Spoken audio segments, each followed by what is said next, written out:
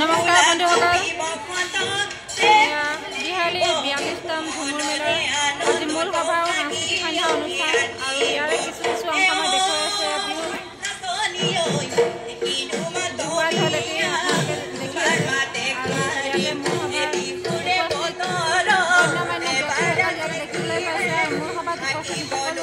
মানুহক মই কভাৰ কৰিম মোৰ ভিডিঅ'ৰ জৰিয়তে।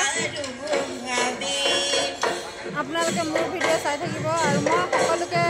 এজন এজনকৈ মই দেখুৱাই